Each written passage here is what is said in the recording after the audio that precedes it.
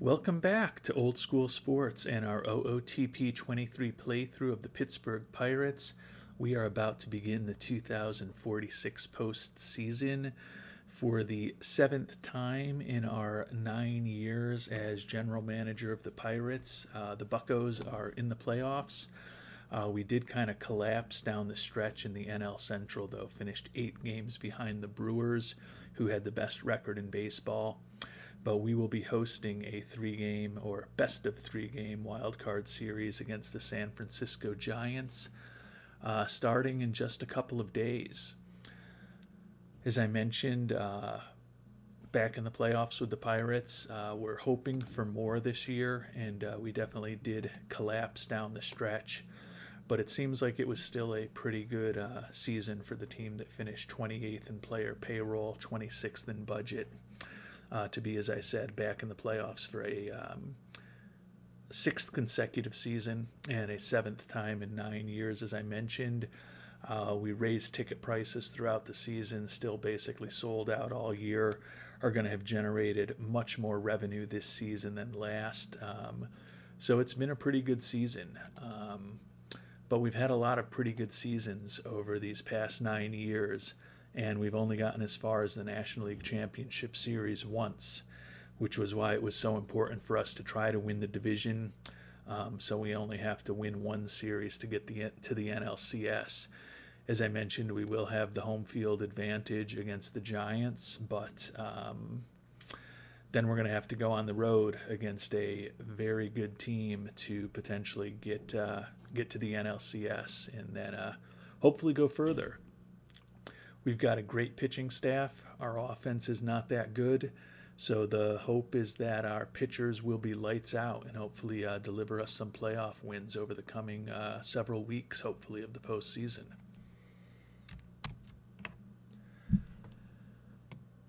In looking at our playoff roster, we're going to go with 12 pitchers and 14 position players.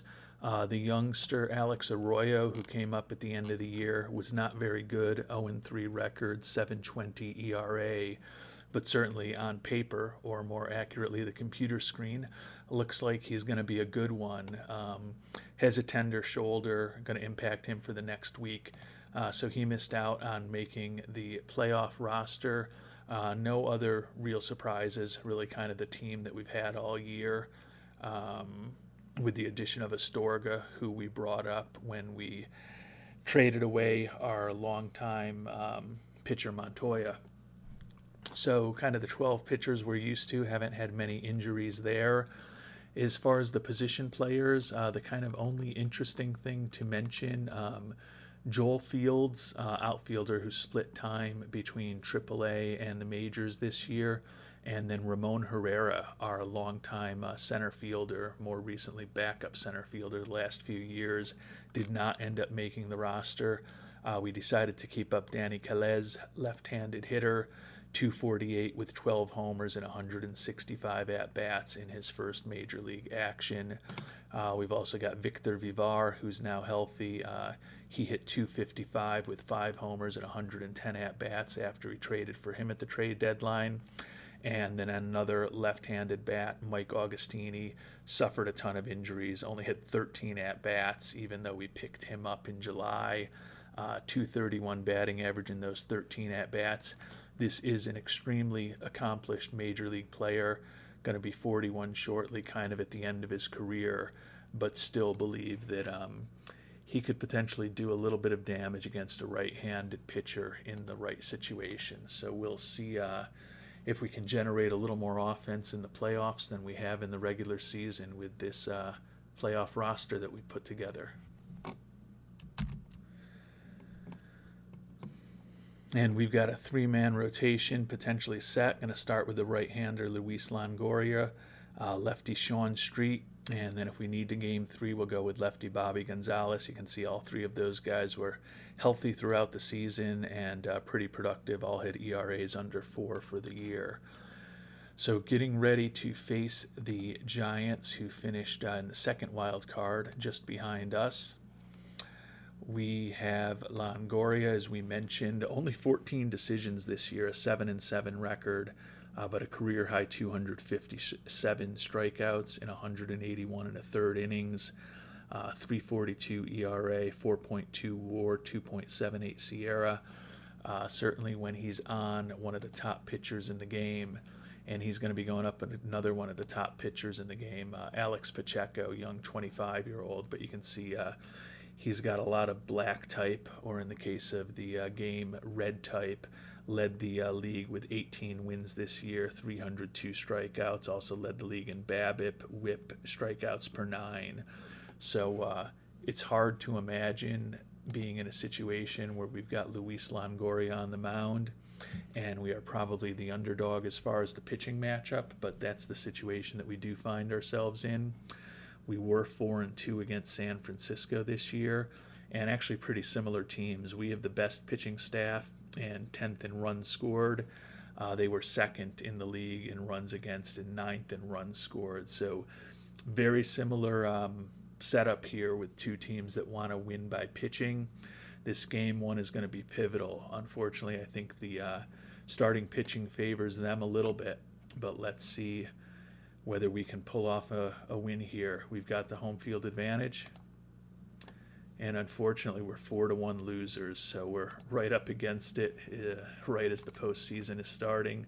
Longoria was not good. 4 earned runs over 3 2/3. Bin Daoud, Robles, and Ballesteros combined to allow just 1 hit over the last stretch that they pitched. The last, if I can do some simple math, 5 1/3 innings. But Pacheco was excellent. We held them to 4 hits. It's just that they were big hits. It looks like a 3-run homer from Ruiz in the first inning gave them everything that they needed, and we were held to 3 hits. Looks like a double from Cota, a double from Henry Gonzalez, and a single from Arellano. So not a lot of offense in game one, and despite having home field advantage, the Pirates are already up against it here as we head to game 2 of the National League Wild Card Series. The good thing is that we will have Sean Street on the mound for us. Again, it's probably going to be another tough pitching matchup given that both of these pitching staffs were so excellent this year. But hopefully with the move from a right-hander in Longoria to a left-hander in Sean Street, don't know exactly what the Giants lineup looks like, but hopefully the lefty will give him a little bit of trouble. Sean Street was the guy we picked up in the big trade with Oakland a little less than a year ago. Traded away several good young prospects, 5 in fact, to bring this young left-hander on board, hopefully to be a cornerstone of our rotation for the next several years. 1 lost record wasn't great, 12-14, but pitched over 200 innings with a 3.51 ERA. And led the National League with a 72 FIP minus, 5.8 WAR was, I believe, 2nd in the NL among pitchers, and a 3.12 SIERA. So a really nice year for Sean Street. He's going to be going up against Tony Diaz, 28-year-old, who is 9-8 with a 3.94 ERA. Would think that this pitching matchup favors us a little bit. And we better hope that it does, because we need to win 2 in a row now. And we do get another win in another pitcher's duel. 3-2 victory. Looks like Street did get the W. Diaz saddled with the loss. Our excellent closer, Ricky Rios, with the save. Take a look at the box score, and got a home run from Augustini. So 2 for 4 with that solo shot, and Henry Gonzalez, also a homer for us, drove in a couple of runs. Those guys accounted for all the runs, actually. And 2 of them in the first inning and 1 in the third. Gave up 2 in the 7th, but held on. So Street,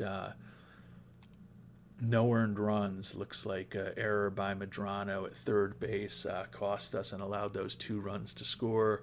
Gaylord walked the batter, Robles came in for the hold, and then Rios with an inning and a third save.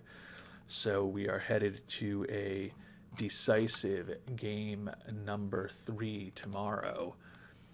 See whether or not the Pirates can move on. And it looks like we're going to be losing a good young hitting coach, Yosuke Minami. I guess he's not that young, 52, but he is someone who we just signed last year. Can see an incredible hitting coach, but we're not going to have anywhere to promote him right now because we don't have any openings. I don't know that we want to fire somebody because we've got good coaches throughout our system. So he's going to be going to the Buffalo Gold Miners, apparently. But that is really not our priority. Our priority right now is Game 3 of this National League Wild Card Series. The veteran, Bobby Gonzalez, 36-year-old Iron Man, on the mound for the Pirates, was not as good this year as last year when he led the NL in wins, games started, BABIP, and WHIP, but still was 12-10 with a 3.98 ERA, struck out over 200 batters, 3.0 WAR, 3.24 SIERA. Good, solid, professional pitcher. And we are going to be going up against Mario Rosales. Looks like another good, solid professional pitcher. He was 12-11, 4.37 ERA this year. So another pretty even pitching matchup. There's only been a total of 10 runs scored in the first 2 games of this series. And with these pitching staffs, you would think it's going to be another pitching duel. We've got the veteran Gonzalez on the mound. Can he get the job done for the Pirates? And he does, although it looks like Valadez came on in relief to get the W. But after losing the first game of the series, the Pirates bounce back and move on to the National League Division Series. Taking a look at the box score, we jumped out to a 1-0 lead, but they tied us. They took a 2-1 lead. We came back with 3 in the 6th and then added on an insurance run in the 8th. Looking at the team offensively, Ruaucho with a big game, 3 for 4 with a ribby. Got a ribby from Vivar as a pinch hitter.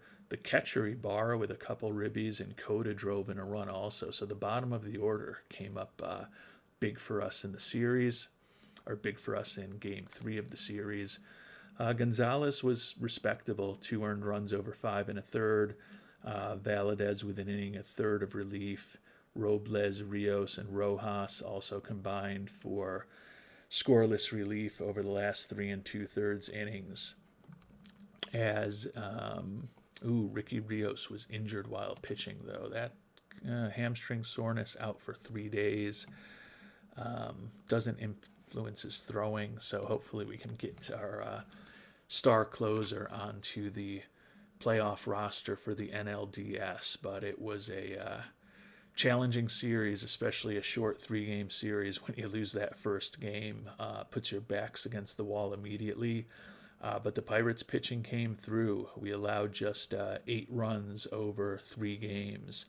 And despite the fact that we don't have a great offense, if we continue to pitch like that, we're going to be a tough out for whoever we end up facing in the playoffs. And we will be facing the Milwaukee Brewers, who I don't want to say edged us out because they ended up winning by 8 games, who just defeated us in the NL Central this year. Although you can see we did have a 10-9 record against them.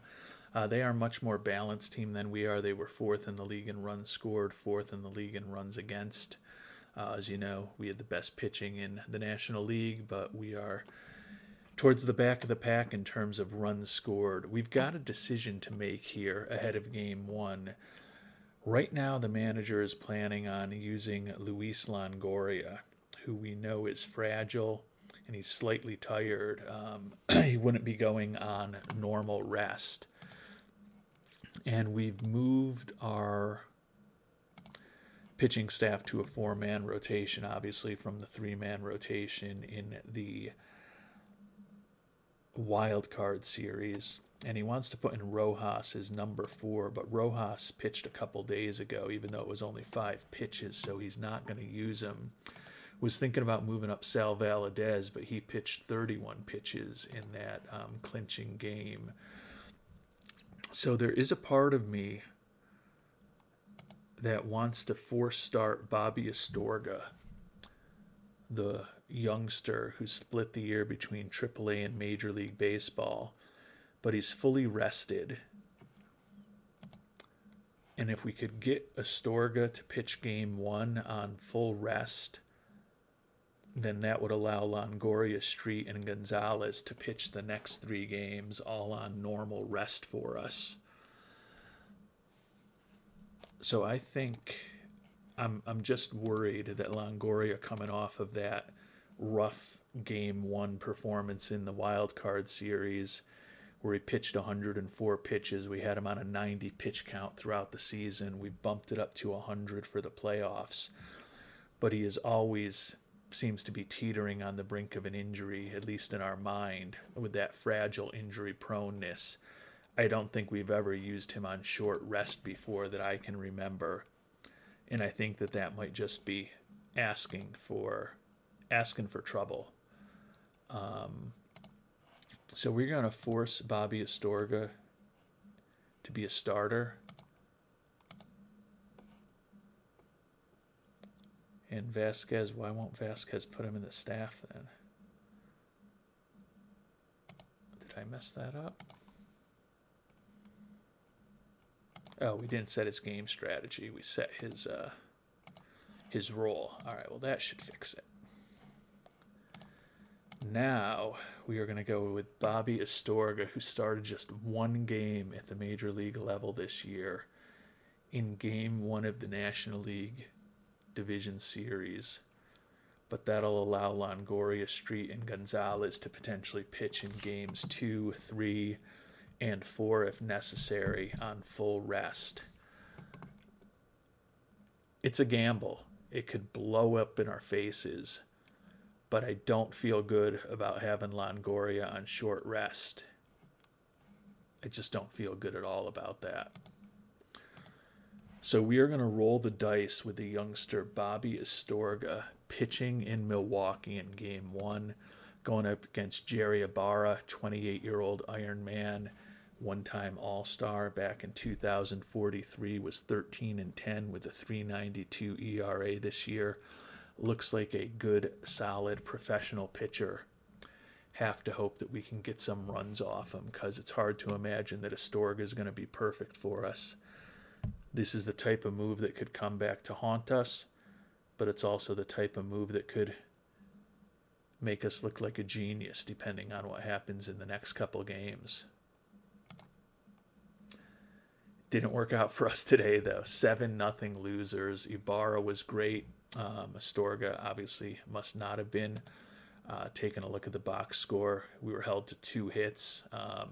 So it probably didn't matter who we pitched if Ibarra was going to pitch that way against us. Astorga was not good. 6 earned runs over 5 innings. Only positive thing that I can say is that we used Bin Daoud and right, so we didn't need to use Ricky Rios, so he should be bounced back from that little injury and hopefully healthy for tomorrow. And we are set up in games 2, 3, and hopefully 4 with our top 3 pitchers going. So we may regret that decision, but I did not like the idea of Longoria pitching on short rest. So that was the benefit to the Brewers for winning the division.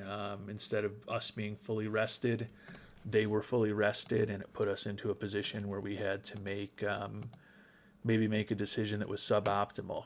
But we'll get Longoria on the mound today. Last pitched 5 days ago.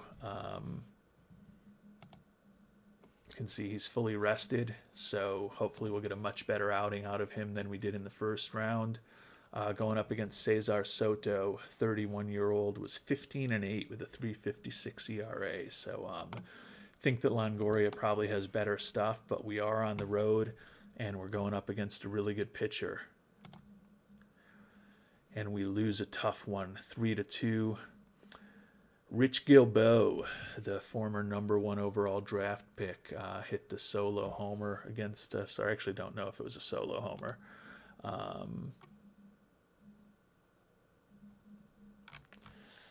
It was a 15-inning game, too. They jumped out to a 1-0 lead. We tied it. We went up 2-1. Then they scored in the bottom of the 9th to tie it. And then in the 15th inning, Dave Nolasco off of Sal Valadez, a run-scoring single for the 3-2 victory for the Brewers. So that was a tough one. Longoria was much better, 1 earned run over 6 innings, and then Gaylord, Rios, Rojas, Bindaud, Robles, and then finally Valadez. Valadez, 5 hits in an inning and a third. Somehow gave up 5 hits and 1 walk in an inning and a third and only 1 run. But I mean, part of it was a walk-off, so there could have been other batters or other runners on base when the walk-off happened. But Soto was good for them with 2 earned runs over 6 2/3 innings. We'll get a day off to regroup, but our backs are really up against the wall, down 2-0 here in the NLDS.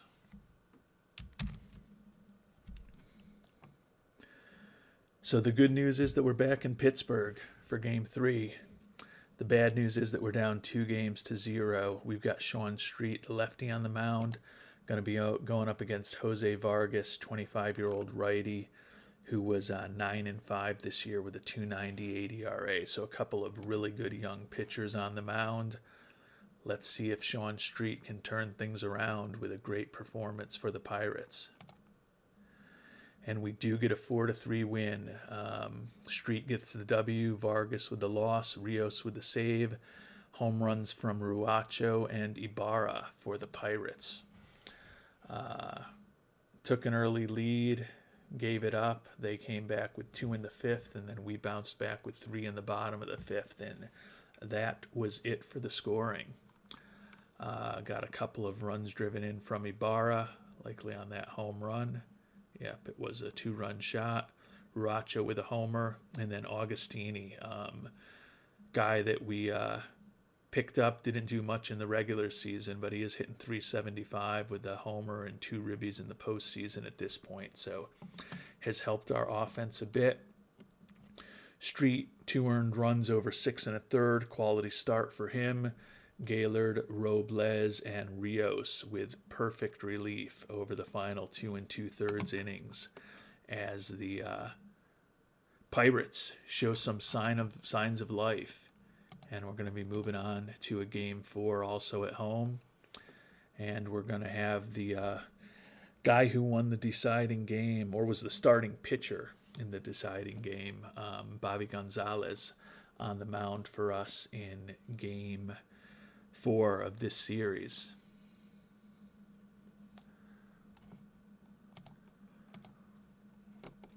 So Bobby Gonzalez, 12-10, 3.98 ERA on the mound for the Pirates.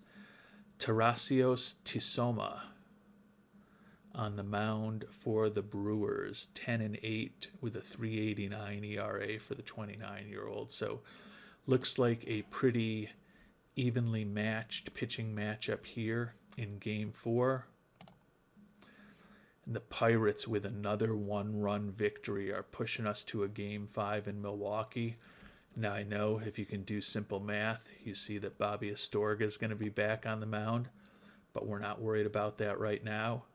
We'll figure out what we're going to do with the Game 5 starter. I think with the breaks, Longoria may be on normal rest, so we may be able to accelerate him in the rotation. But we got the win that mattered. Rojas in relief gets the W. Taking a look at the box score, an 11-inning game. We jumped out to a 4-0 lead by the 4th inning. They clawed back 3 runs in the 6th. We got 1 in the 7th. They scored 3 in the 8th to take the lead. Bottom of the 9th, the Pirates get a run to tie it and put it into extra innings. And then a run in the 11th. Juan Castillo with a run-scoring single off of Gabe Baca. So Gonzalez, 3 earned runs over 5 2/3. Bindaud and Rios gave up some runs in relief, but then Rojas came on to get the W. We're going to a Game 5 against a team that finished 8 games ahead of us during the regular season. We were 10-9 against them in the regular season, so right now we're up 12-11 on them, including the playoffs. Want to make sure that we finish the year with a winning record against the Milwaukee Brewers. And if we can do that, we'll be headed to the NLCS. But we are going to be traveling back to Milwaukee for this fifth and decisive game between these bitter NL Central rivals. And we are looking to pitch Astorga. Got to check on. I thought if my math was right, yeah, Longoria is 100% rested. So now the fact that I have Astorga force started is working against us, because we really don't want to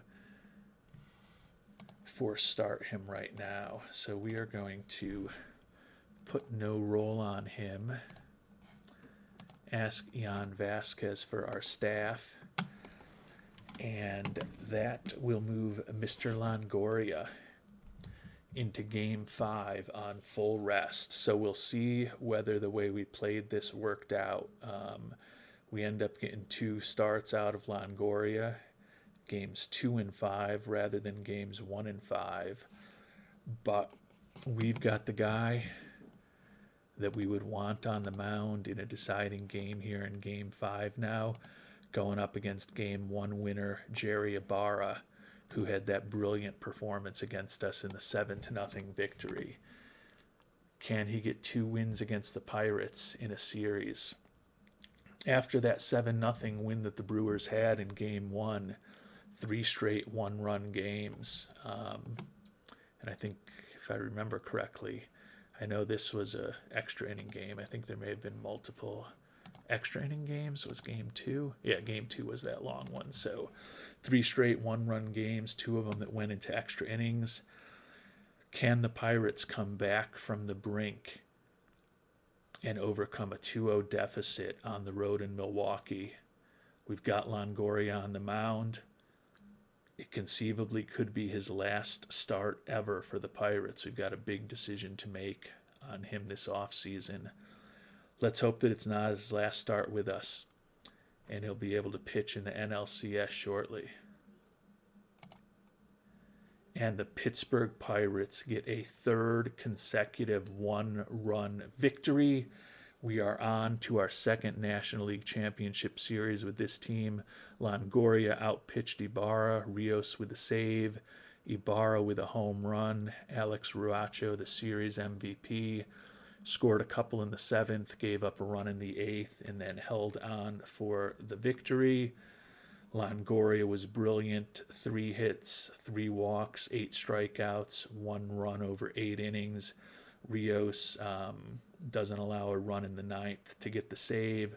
Longoria, obviously player of the game, got runs batted in from Medrano and Ibarra. And the Pirates are going to be going up against the Rockies in the National League Championship Series. So we will be on the road once again.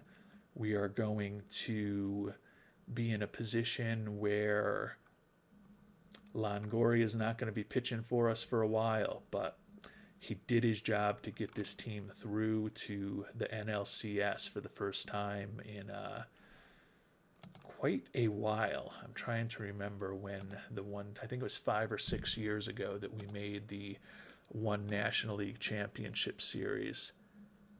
4 years ago. Okay, it wasn't as long ago as it feels, but lost in the NLCS to the Mets back in 2042.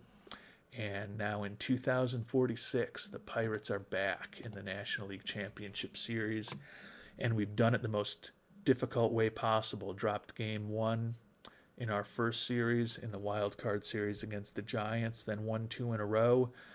And then we dropped 2 in a row in Milwaukee before coming back to win 3 straight 1-run games, propelling the Buccos to the National League Championship Series. So our Pirates are in their 2nd NLCS of this playthrough. And we are going to be going up against the Colorado Rockies, who had a 94-68 record, the same as ours, We tied them for the second best record in the National League, but because they were a division champion, they got a first round bye. We had to play in the wild card, as you know, but we are now meeting them in the NLCS. Flat-footed 3-3 tie between the two teams in the 6 games we played this year. But not surprisingly, for a team that plays out in Denver, we have very different setups. They have the best offense in the National League, scoring 937 runs. We have the best pitching in the National League, allowing 626 runs. Our offense was 10th. Their pitching staff was 12th. So it's going to be a matchup of our strength, our pitching, against their strength, their offense.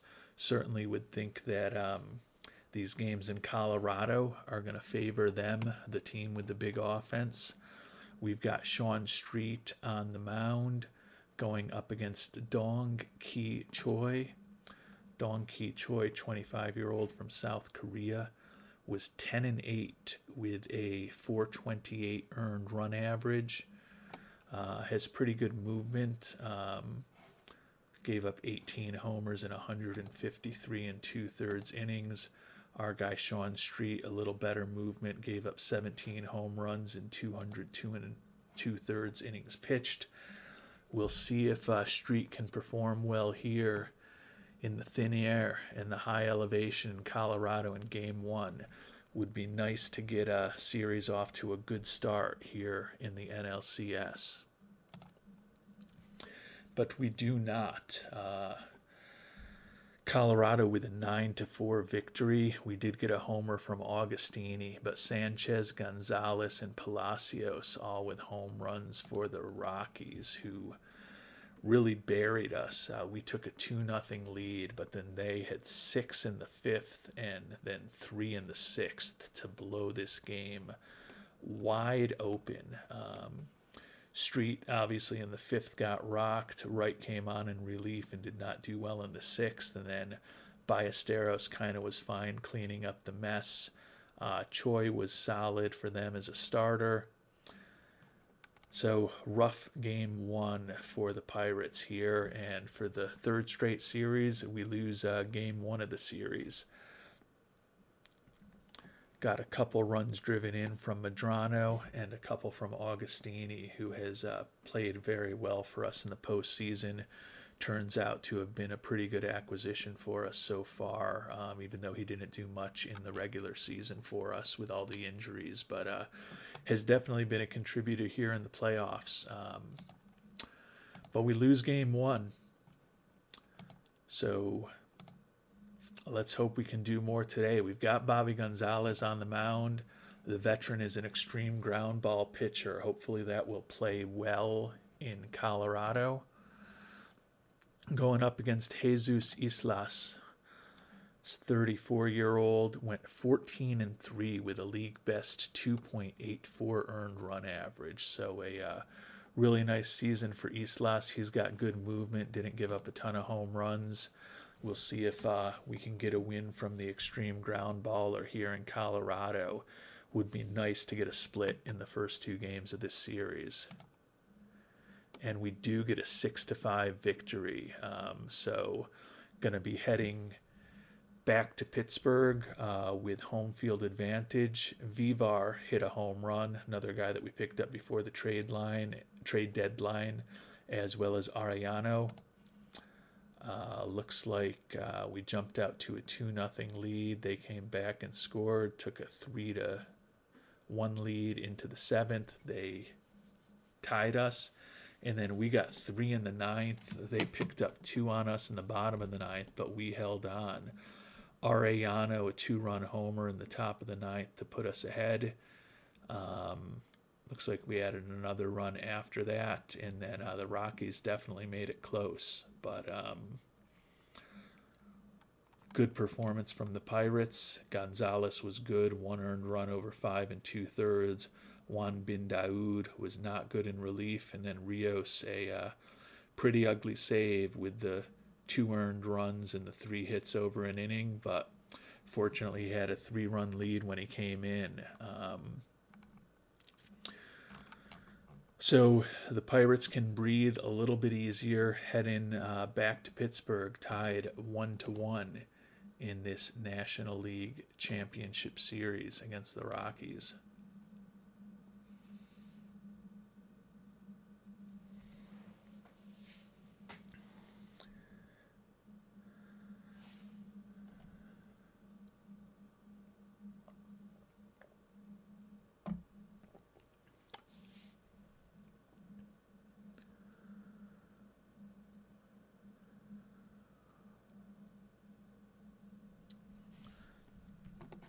So we are back home now, and we've got Alex Rojas on the mound today. So we're just going to get one game out of Longoria in this series. Rojas, the veteran who we picked up in a trade with Toronto, they kept almost all of his salary. He's been with us for a season and a half now, 11-12 this year with a 4.37 ERA. Definitely not as good as those other guys. Our first three starters is a 37-year-old, but he is an accomplished major league pitcher. He's won a Cy Young Award, has a couple of All-Star awards. He's pitched with us in the playoffs last year, obviously.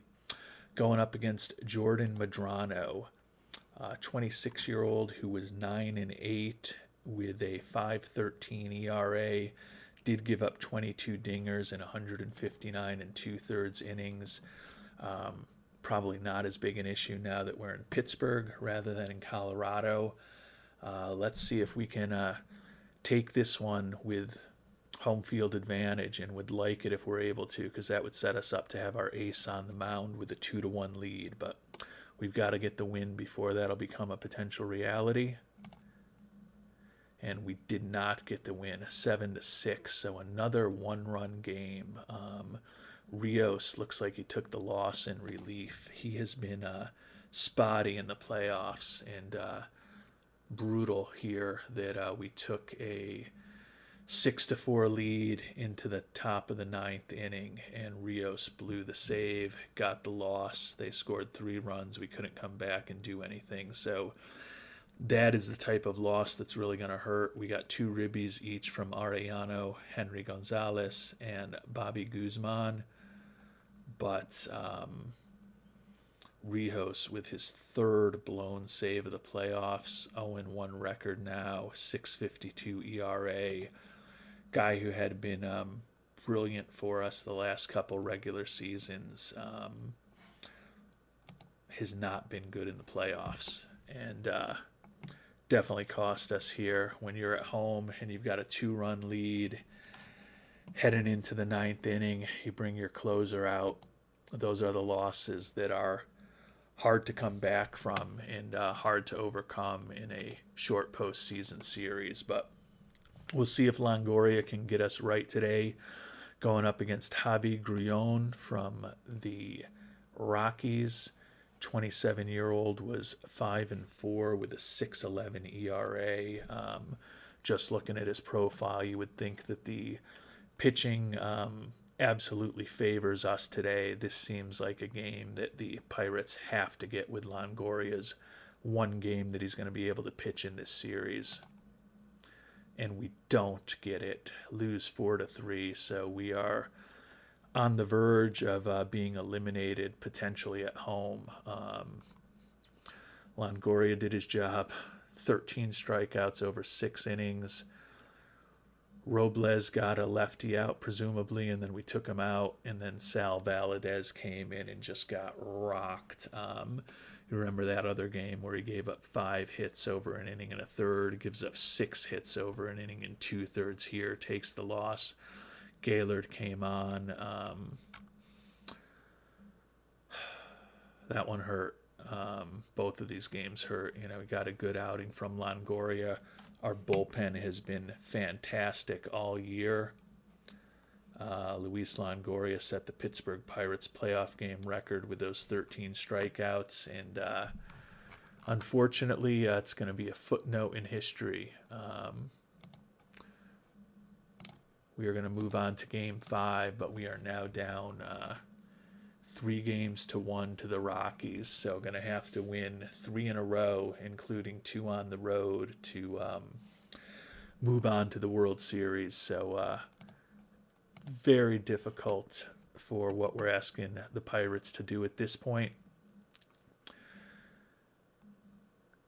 Got the rematch of game one where Choi beat up on, Choi pitched well, and the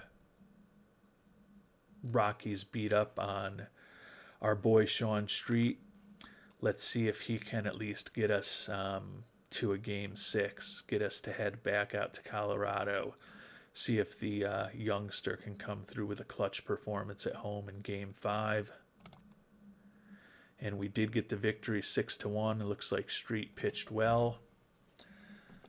We scored single runs in the second and fourth, and then 4 in the fifth. Gave up 1 in the eighth. But Street was good. No earned runs over 7 innings. Ballesteros did give up a run in relief, and then Rios came on. Was sloppy again with a hit and 2 walks, but didn't allow any runs. So a great performance from Sean Street. Gets us at least to a game five. Augustini with another RBI. Arellano, Medrano, and Castillo drove in the runs for us. So we live to fight another day, but we're going to have to win 2 in a row in Colorado, despite the fact that we've got a pretty weak offense. So a big chore ahead of the Pirates. That game 3 that we lost when we went into the 9th inning with a 2-run lead, you know, those are just the types of games that in a playoff series, you know, you lose a game like that, game 3, and you just don't have a large margin for error when the other team only needs to win 4 games to take you out. You can't lose a game like that. 2 straight 1-run losses at home. It's just a really tough look for us. But we are back in Colorado for game number 2.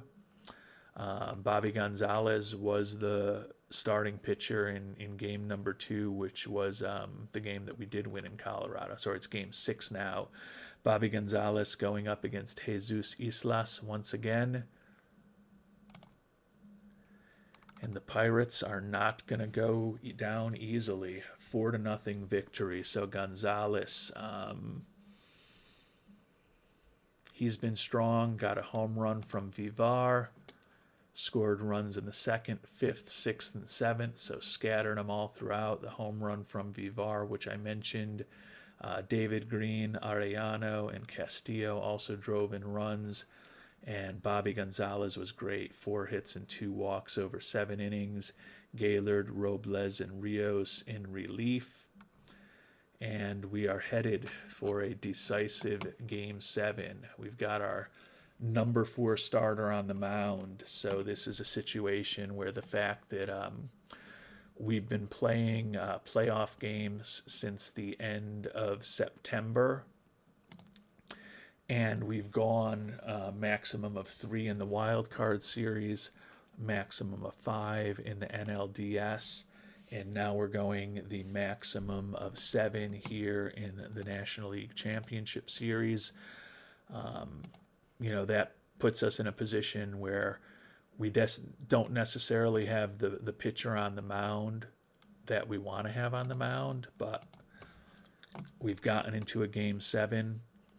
Rojas, as I mentioned, is a very experienced pitcher who's accomplished a lot over the course of his career. Going up against Jordan Medrano.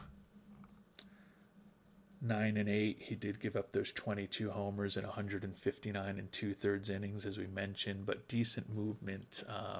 Also a ground ball pitcher, so may not be as susceptible to the long ball as some people. And clearly with our team being 10th in runs scored, and I believe even worse than that in terms of home runs, we're not as big a threat as some teams are to hit the ball out of the park.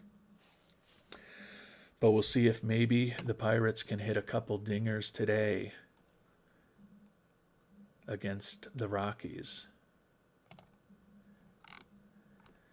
And looks like the Rockies hit, actually only one guy hit him, but Jose Sanchez hit 3 against us.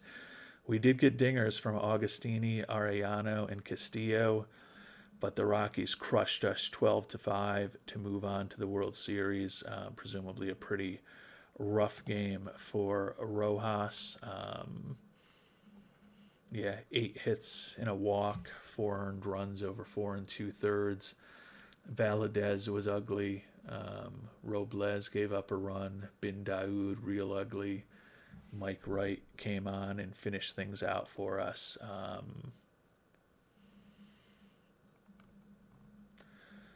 So Game 7 of the NLCS is as far as we've gotten in this playthrough with the Pirates. But we're still not in the World Series. We still haven't won it all. Team's going to look different next year than they look this year. Augustini did really do well for us in the playoffs. He was 2 for 5 today with that home run, a couple runs driven in. Ended up with 3 home runs and 8 ribbies. So he was actually a good addition for the playoffs, even though he didn't do much for us in the regular season. Arellano, Gonzalez, and Castillo also drove in runs, but the pitching that had carried us throughout the regular season definitely failed us in Game 7 in Colorado. Rough way to finish the season, but Pirates left it all out on the field. You know, I give them credit for coming back from being down 3-1. Got the wins in Game 5 and 6 to push it to Game 7, but couldn't get over the hump. And the season for the Pirates, once again, as it has every year since 1979, ends without a World Series championship for the Pittsburgh Pirates. So with our season now over, we'll take a look at the pitching staff. We've obviously talked about a lot of these guys through the playoffs. Sean Street and Sal Valadez will be back next year. Alex Rojas almost certainly will not be.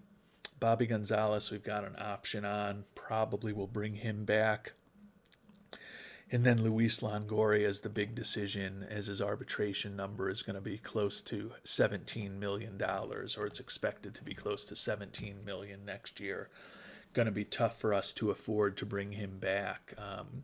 So we're probably going to have at least 1, possibly 2 or 3 holes to fill in the starting rotation. We're also going to have a hole to fill in the bullpen. Ricky Rios, as we talked about, great for us in the regular season, struggled in the postseason, but that's not why he's not going to be back. He's also slated to make close to $17 million next year in arbitration. Maybe we can afford to do it for a starting pitcher who goes out and pitches 180 innings. Going to be tough for us to justify that in Pittsburgh for a closer. So Rios is probably gone. Gaylord probably will take over as closer for us. Bin Daoud and Astorga could both be in the mix to be starters next year. More likely Astorga because he's got a better pitching arsenal, but both of those guys were solid. Ballesteros probably gone. He's 38 years old, wasn't all that great. We've got some young pitchers. Mike Wright and Danny Robles will probably be back as lefties. So going to be some changes to the rotation, but still would expect that it's going to be our strength next season because in addition to the guys that we mentioned here, we've got some guys down in AAA that can definitely help us. We've talked, actually he's not in AAA anymore because he's on the active roster.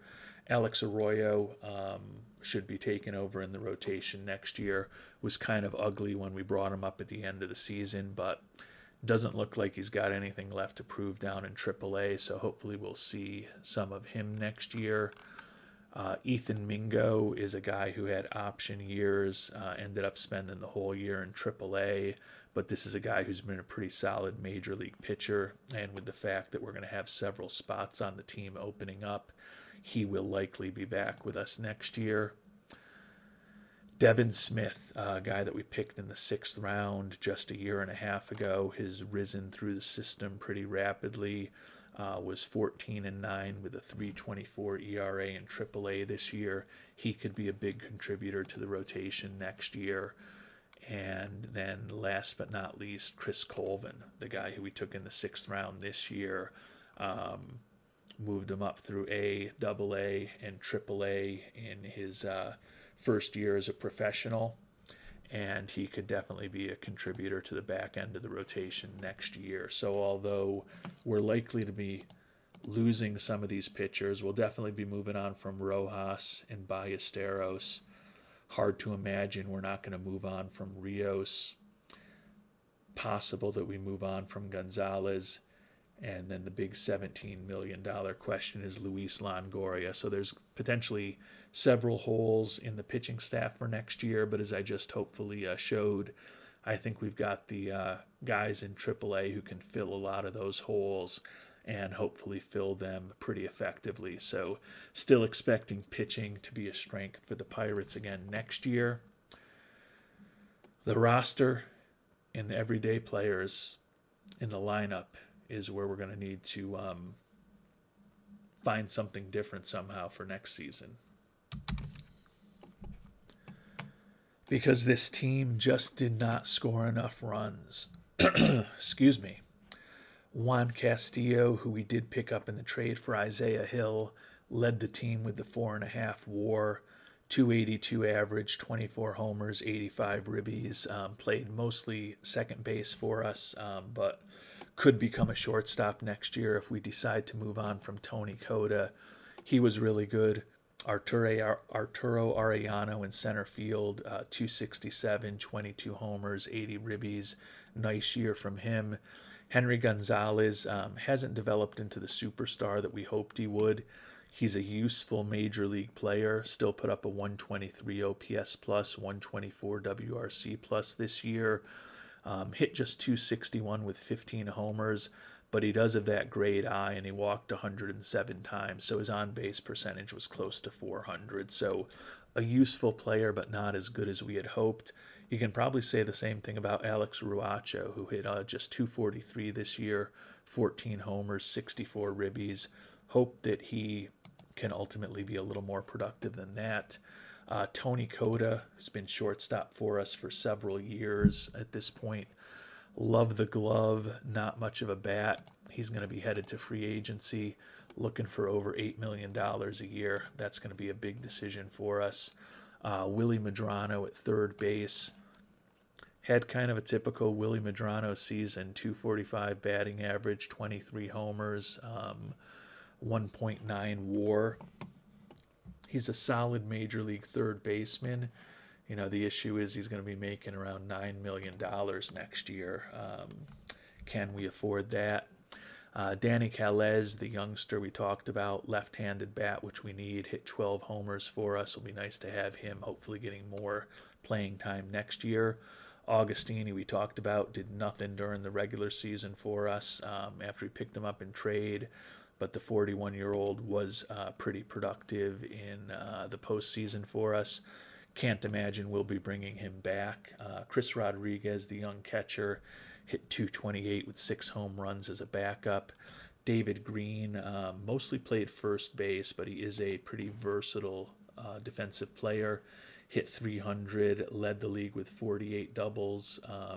He's a guy who's got an important role for us the next few years, I think. Victor Vivar picked up in a trade right at the trade deadline, 255 with 5 homers and 110 at-bats. Hard to imagine he'll be back. Second baseman Bobby Guzman is a guy who lost his job when we made the trade for Castillo. Going to be tough for us to bring him back, I think. The arbitration number close to $9 million.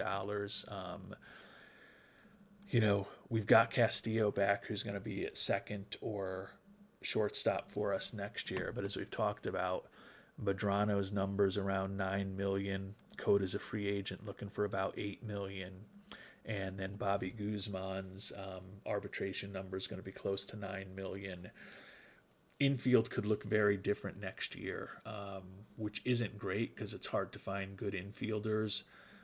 We do have one in the high levels of the minors in Julio Castillo, who probably can fill one of those roles, more likely at second base if we decided that we needed to move Castillo to short.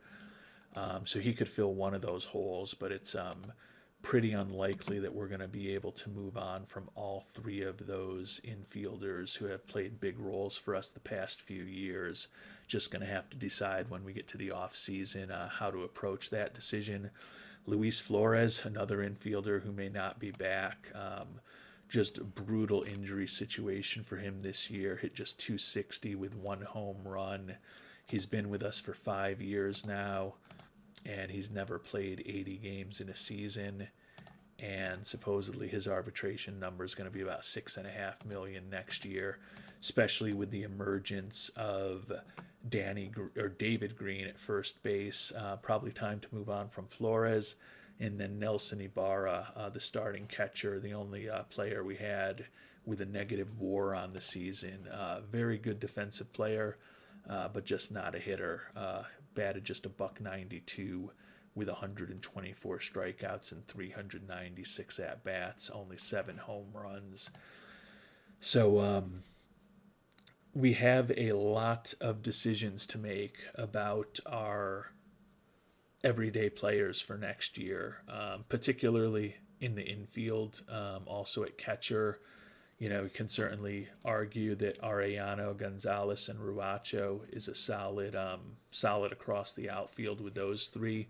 None of them are great, and you'd love to have a great bat in the outfield, but they're all potentially productive bats. So probably going to have to be spending a little more time thinking about the infield and what that's going to look like next year because as we talked about, I think even with the potential losses to the pitching staff, the pitching's going to be good again next year. We've got to figure out how to jumpstart this offense, and we're going to have to figure out how to jumpstart it on a budget because not expecting that we're going to get tons more money to spend from Old Man Nutting, who still is penny pinching. Wanted us to win the championship, which we obviously failed at. We are going to deliver a big profit to him of about $48 million with the long postseason run and the fact that we also had our best fan interest ever, best revenue ever.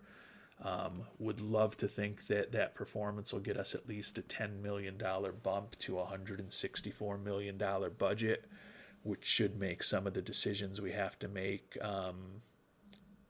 as far as arbitration and free agency a little easier, but we won't find out exactly what's going to go on that front until we find out who the World Series champions are when the season finally comes to an end.